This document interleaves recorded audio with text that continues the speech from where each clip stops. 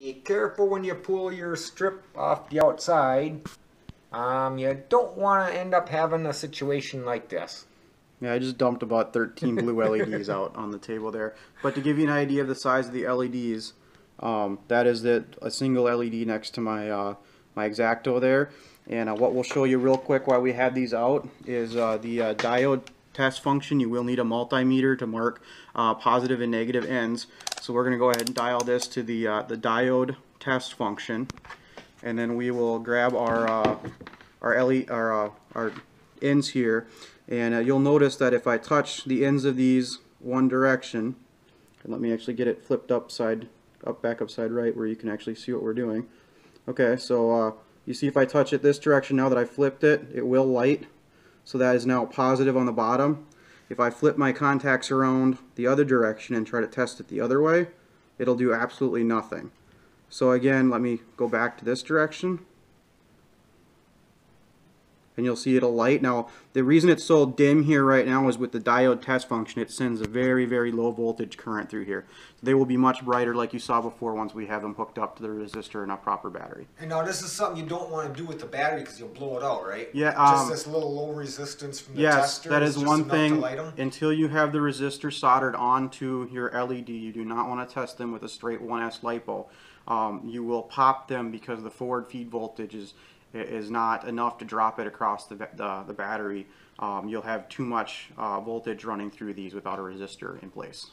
So it's something where the little tester will light them up, but the battery will blow them. Yep, and you'll see that it's so dim because it's such low going through. Okay, now he's pulling the diodes or the resistors out.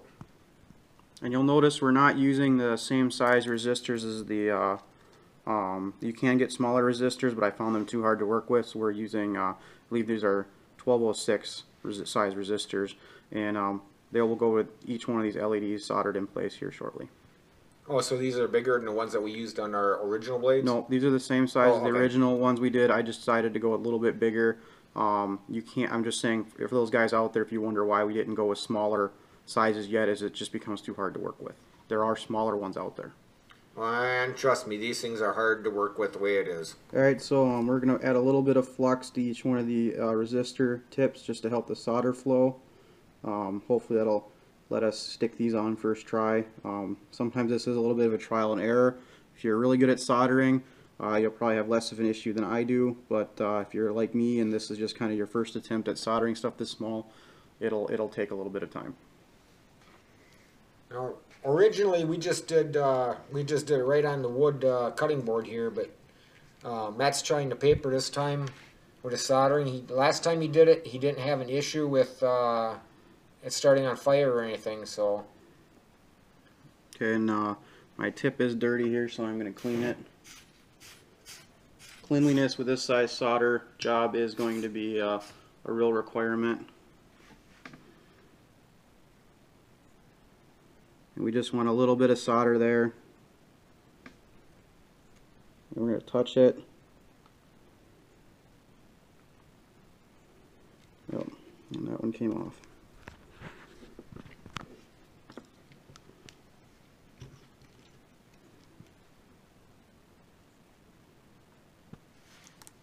Tweezers and toothpicks will come in very handy on this project.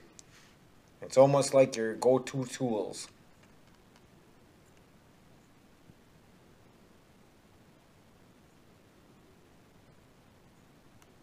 Oh, it was on and I popped it off. Try one more time here.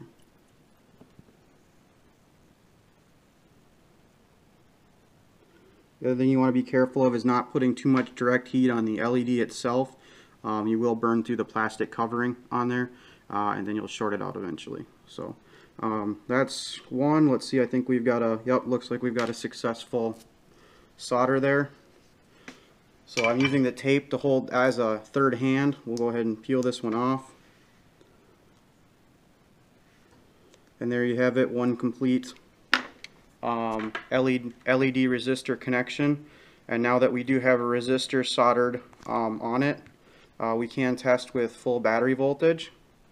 And of course, I'll use mostly, later on, I'll use mostly the test leads because it's a little easier to hold. But just to show you guys, now, boom, there you go. You have a correct functioning LED resistor combo.